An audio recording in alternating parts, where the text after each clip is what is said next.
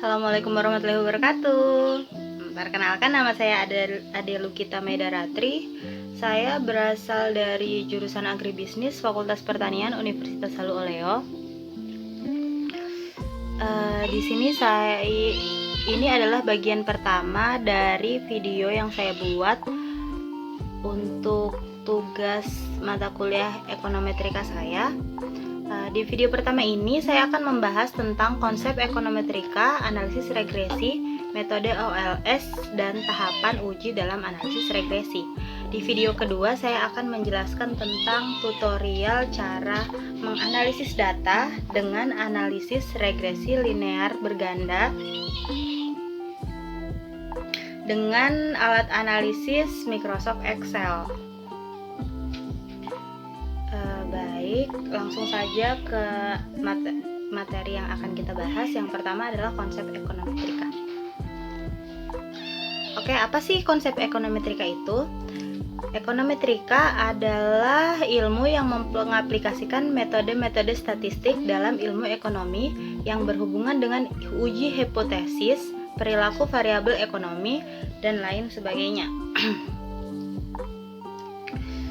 Ekonometrika mempunyai tujuan yang pertama membuktikan atau menguji validitas teori-teori dalam ilmu ekonomi.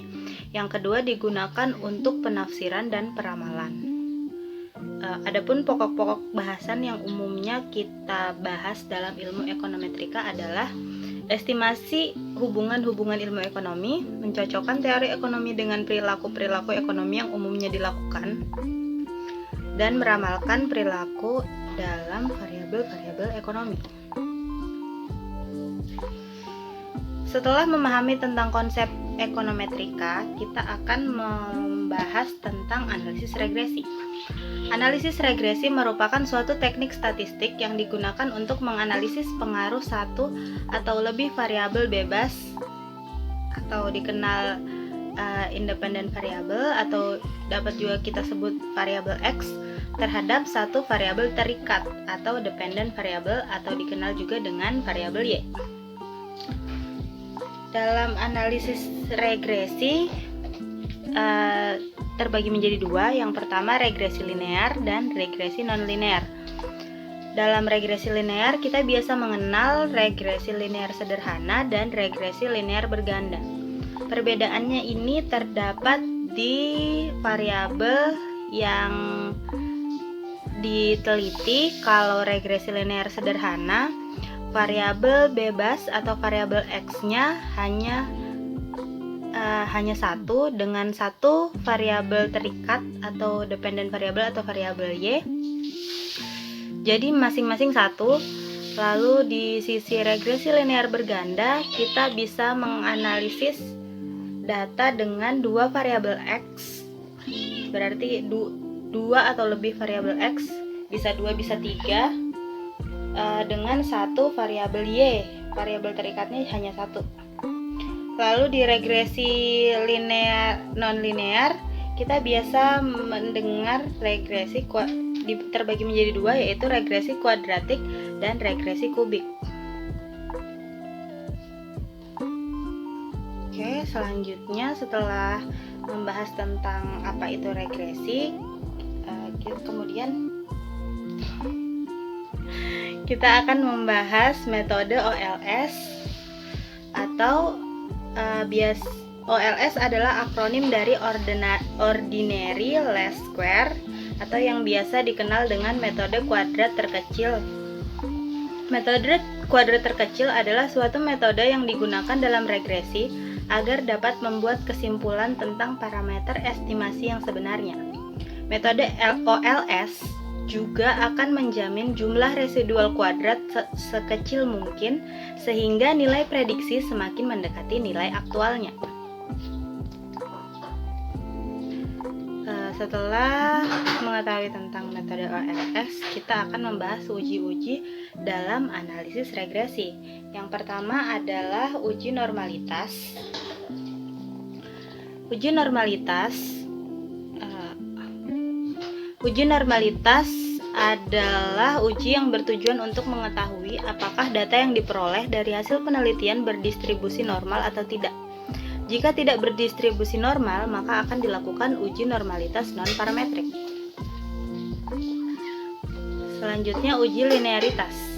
Uji linearitas adalah uji yang bertujuan untuk memeriksa data yang dianalisis apakah terdapat hubungan yang linear antara variabel independen dan variabel dependen. Kesalahan baku atau standar error. Kesalahan baku atau standar error adalah uji yang digunakan untuk mengukur tingkat kesalahan dari model regresi yang dibentuk, di mana mengukur ketidakakuratan pencarahan atau persebaran nilai-nilai penyematan terhadap garis regresinya. Selanjutnya, koefisien determinasi. Koefisien determinasi atau biasa dikenal juga dengan R kuadrat merupakan suatu konsep statistik di mana alat utama untuk mengetahui seberapa jauh kemampuan model untuk menerangkan atau menjelaskan variasi variabel terikat.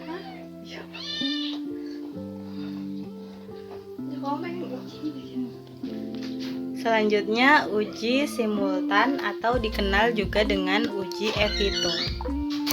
Uji simultan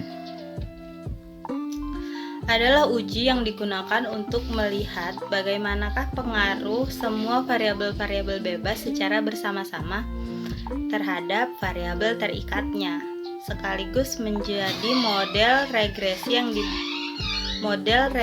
yang dibuat signifikan atau non-signifikan. Apakah variabel X-nya signifikan mempengaruhi variabel Y?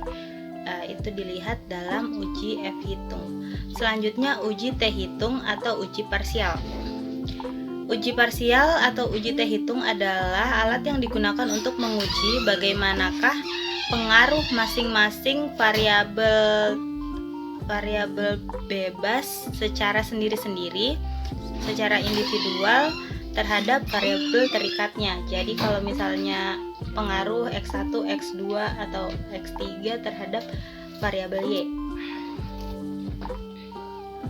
Yang terakhir, analisis regresi. Analisis regresi adalah suatu teknik statistik yang digunakan untuk menganalisis pengaruh satu atau lebih variabel bebas seperti yang saya jelaskan tadi ya. Variabel bebas terhadap variabel terikat. Jadi variabel X-nya ini bisa lebih dari satu. Jika variabel X-nya satu dan variabel Y-nya satu, maka itu masuk ke regresi linear sederhana. Jika variabel X-nya terdapat lebih dari satu dengan satu variabel Y, maka masuk ke regresi linear berganda.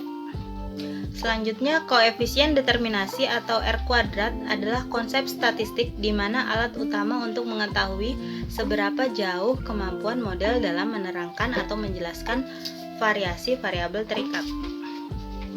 Selanjutnya, adjusted coefficient determinasi atau R kuadrat adalah suatu bagian dari koefisien determinasi di mana setiap tambahan satu variabel X akan meningkatkan nilai kuadrat. Tidak peduli apakah variabel tersebut berpengaruh signifikan terhadap variabel Y atau tidak. Baik, demikian pembahasan video pertama dari saya untuk pengaplikasian pengolahan data dengan menggunakan regresi linear berganda akan saya upload di video selanjutnya. Terima kasih.